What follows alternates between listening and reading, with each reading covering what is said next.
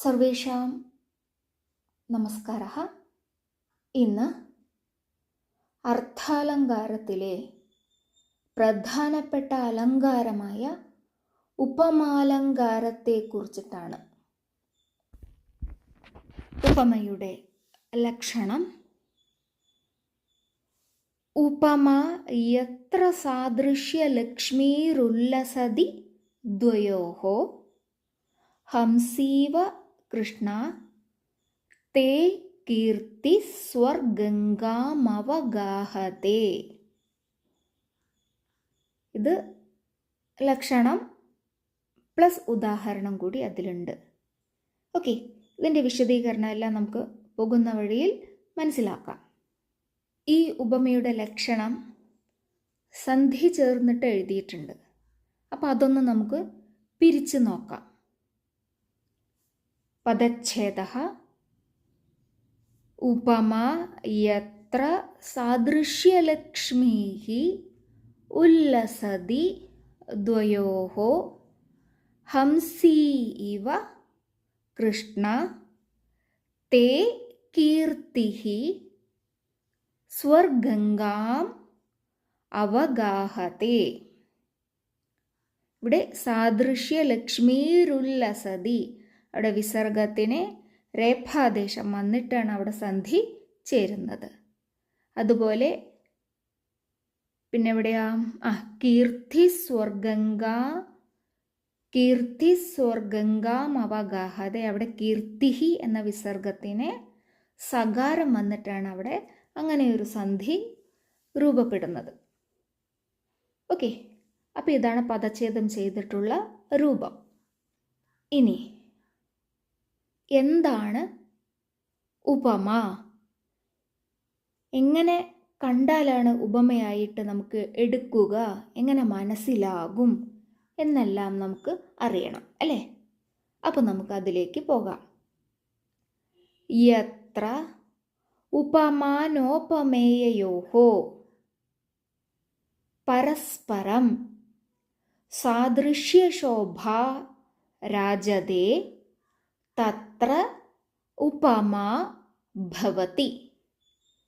യത്ര എവിടെയാണോ, ഏതലങ്കാരത്തിലാണോ, ഉപമാന ഉപമേയയോഃ ഉപമാനത്തിൻ്റെയും ഉപമേയയുടെയും പരസ്പരം സാദൃശ്യശോഭ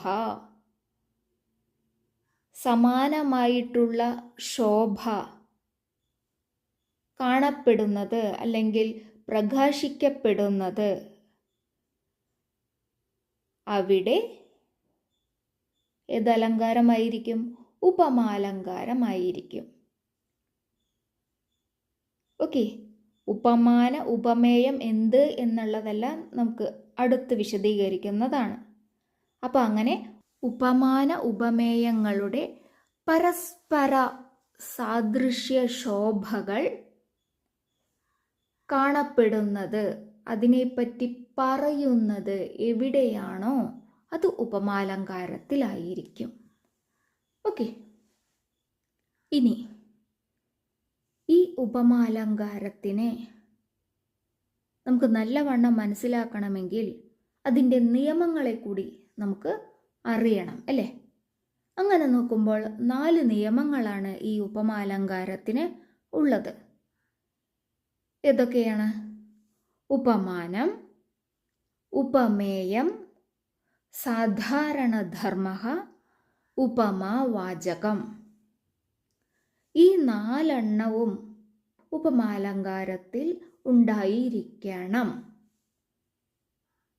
ഓക്കെ, അപ്പോൾ ഇതിലേതെങ്കിലും ഒന്ന് കുറഞ്ഞു കഴിഞ്ഞാൽ അത് മറ്റൊരു ഉപമയായി മാറും. എന്ന് പറഞ്ഞാൽ അത് ലുപ്തോപമ. ഈ 4 ഏതെങ്കിലും ഒന്ന് കുറഞ്ഞു കഴിഞ്ഞാൽ ലുപ്തോപമ എന്നായി മാറും. ഈ 4 ഉണ്ടെങ്കിൽ അതിനെ പൂർണോപമ എന്നും പറയും. ഓക്കെ, കാരണം പൂർണ്ണമായി നിൽക്കുന്നുണ്ടല്ലോ ഈ 4 പദങ്ങൾ. അങ്ങനെ ഉപമാലങ്കാരത്തെ പൂർണോപമ അലങ്കാരഃ എന്നും പറയും. ഇനി എന്താണ് ഉപമാനം? എന്ന് നമുക്ക് നോക്കാം.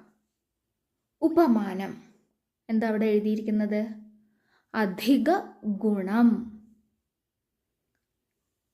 ഒരു ശ്ലോകം നമ്മുടെ മുന്നിൽ ഉണ്ടെങ്കിൽ ആ ശ്ലോകത്തിൽ അധിക ഗുണം ഉള്ള പദം അല്ലെങ്കിൽ ഒരു വ്യക്തി ഏതാണോ അല്ലെങ്കിൽ ആരാണോ അവിടെ നമുക്ക് ഉപമാനം അല്ലെങ്കിൽ അതിനെ ഉപമാനം എന്ന് പറയാം. ഉപമാനത്തിലായിരിക്കും അല്ലെങ്കിൽ ഉപമാന പദത്തിലായിരിക്കും അധിക ഗുണം ഉണ്ടാവുക. ഇനി ഉപമേയം. അപ്പോൾ ഉപമാനം അധിക ഗുണം എന്ന് പറഞ്ഞു കഴിഞ്ഞാൽ അല്പഗുണ ഉപമേയ അല്ലെങ്കിൽ ഉപമേയം. ഇനി സാധാരണധർമ്മ. ഉപമാനത്തിലും ഉപമേയത്തിലും പൊതുവായി കാണപ്പെടുന്ന സാദൃശ്യം, സമാനത എന്താണോ അത് സാധാരണധർമ്മമായിരിക്കും. എന്ന് വെച്ചാൽ മനോഹരം, സുന്ദരം, മധുരം, കോമളം, ശ്യാമളം തുടങ്ങിയ പദങ്ങൾ സാധാരണ ധർമ്മത്തിലായിരിക്കും ഉണ്ടാവുക. ഇനി ഉപമാവാചകം. എന്തായിരിക്കും ഉപമാവാചകം? അതാണിവിടെ ഇവ, സദൃശം, സമം, യഥാ, വത് എന്നിങ്ങനെയുള്ള പദങ്ങൾ ഉപമാവാചകങ്ങൾ ആയിരിക്കും. കാരണം ഉപമാന ഉപമേയങ്ങളുടെ ബന്ധം എന്താണോ അല്ലെങ്കിൽ എങ്ങനെയാണോ അവ തമ്മിൽ ബന്ധപ്പെട്ടിരിക്കുന്നത് എന്ന് ഈ ഉപമാവാചകം കൊണ്ട് നമുക്ക് തിരിച്ചറിയാൻ സാധിക്കും. ഇതുപോലെ ഇതിന് സമാനമായിട്ട് ഇതെപ്രകാരമാണോ എന്നിങ്ങനെയുള്ള അർത്ഥതലങ്ങളിലേക്ക് ഈ ഉപമാവാചകം ഉപയോഗിച്ചിട്ട് നമുക്ക് പോകാൻ കഴിയും. ഓക്കെ, അപ്പോൾ ഉപമാനം അധിക ഗുണ, ഉപമേയം അല്പഗുണ, സാധാരണധർമ്മ, മനോഹരം, സുന്ദരം, മധുരം, ഉപമാവാചകം ഇവ, വത്, സദൃശം, സമം. ഓക്കെ, ഈ 4 നമ്മൾ മനസ്സിലാക്കി കഴിഞ്ഞാൽ ഇത് എവിടെയാണോ ഉള്ളത് അത് ഉപമയായിരിക്കും. ഓക്കെ, ഇനി ഉദാഹരണം നോക്കാം. ഹേ കൃഷ്ണ, തേ കീർത്തിഹി ഹംസി ഇവ സ്വർഗംഗാം അവഗാഹതേ. ഉപമയുടെ ലക്ഷണത്തിലുണ്ട് അല്ലേ?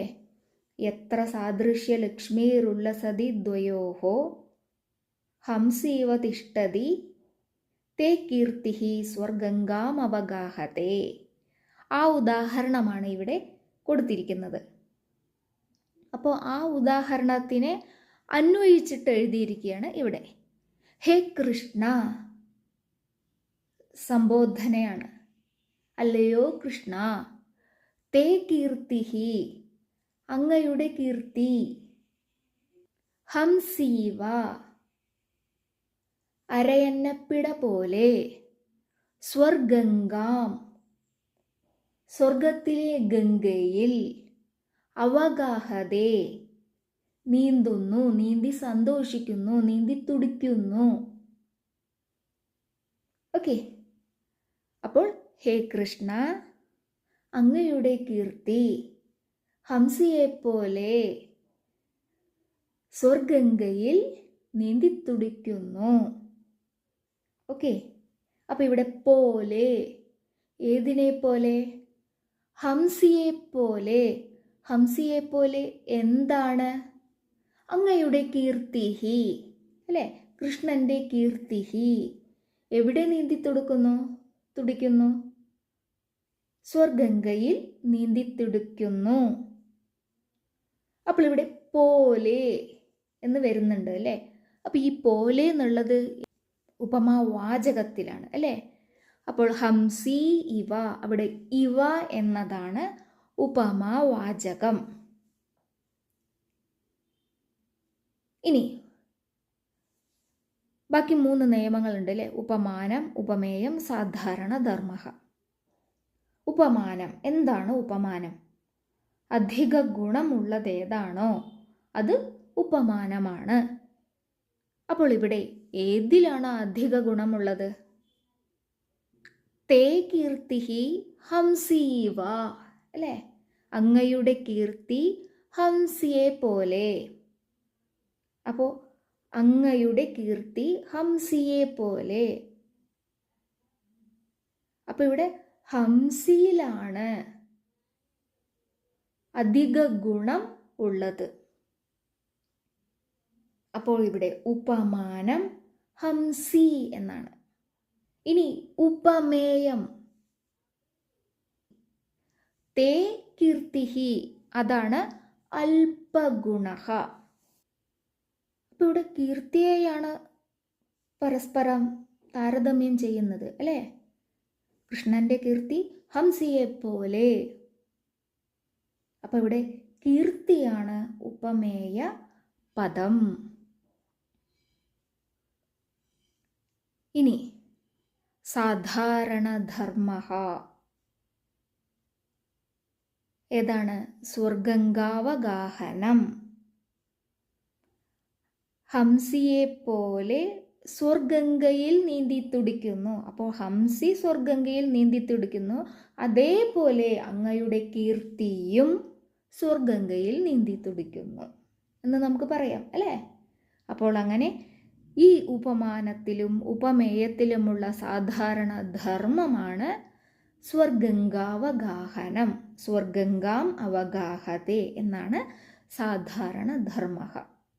പിന്നെ ഉപമാവാചകം ഇവ എന്ന് ആദ്യം തന്നെ പറഞ്ഞു കഴിഞ്ഞു. ഓക്കെ, അപ്പോൾ ഇങ്ങനെ ആ ശ്ലോകം നമുക്ക് കിട്ടിക്കഴിഞ്ഞാൽ ആ ശ്ലോകത്തിൻ്റെ എല്ലാ മീനിങ്സും നമുക്ക് അറിയണം. എങ്കിൽ മാത്രമേ അവിടെ ഈ ഉപമയുടെ നിയമങ്ങളെല്ലാം സ്വീകരിച്ചിട്ട് നമുക്ക് മനസ്സിലാക്കാൻ കഴിയുകയുള്ളൂ. ഓക്കെ, ഇത് സിമ്പിളായിട്ടുള്ള ഒരു ഉദാഹരണമാണ്. ഇനി അടുത്തൊരു ഉദാഹരണം നോക്കാം. മുഖം ചന്ദ്രഹ ഇവ സുന്ദരം. എല്ലാവരും കേട്ടിട്ടുണ്ടാവും ഈ ഒരു ഉദാഹരണം അല്ലേ? മുഖം ചന്ദ്രനെ പോലെ സുന്ദരമാണ്.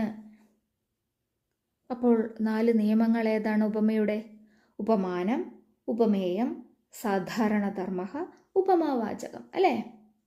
അപ്പോൾ ഉപമാനം എന്നത് അധിക ഗുണം.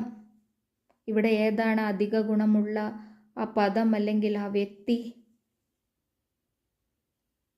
മുഖം ചന്ദ്രനെ പോലെ അല്ലേ? അപ്പോൾ ഇവിടെ ഗുണമുള്ളത്, അധിക ഗുണമുള്ളത് ചന്ദ്രനിലാണ്. അപ്പോൾ ചന്ദ്രഹ എന്നത് ഉപമാനം. ഉപമേയമോ? അല്പഗുണമുള്ളത് അല്ലേ? ഏതാണ്? മുഖം. ചന്ദ്രനെ പോലെ സുന്ദരമാണ് മുഖം. അപ്പോൾ മുഖമാണ് അല്പഗുണഃ. സാധാരണ ധർമ്മമോ? ഈ ഉപമാനത്തിൻ്റെയും ഉപമേയത്തിലും പൊതുവായി നിൽക്കുന്നത് എന്താണ്? സുന്ദരം എന്ന ഒരു സാധാരണമായിട്ടുള്ള ധർമ്മമാണ്. അപ്പോൾ സുന്ദരം സാധാരണ ധർമ്മഃ. ഉപമാവാചകം ഇവ. ഓക്കെ,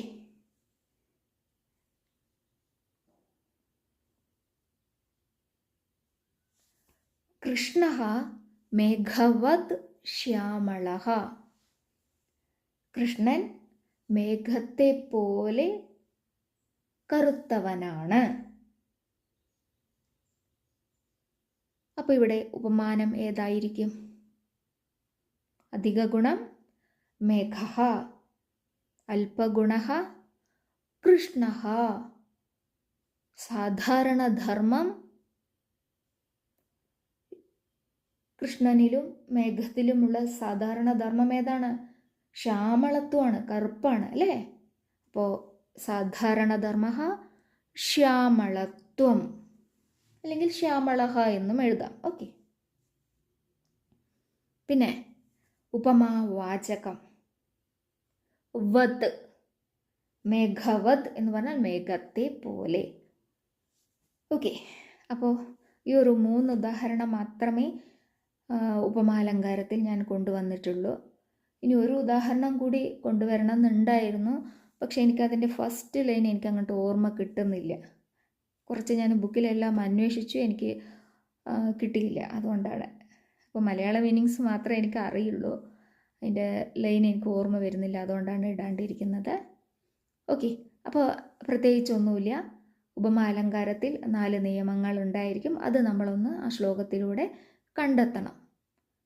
ഓക്കെ, അത്രയേ ഉള്ളൂ. വളരെ സിമ്പിളാണ് ഉപമാലങ്കാരः. ധന്യവാദः.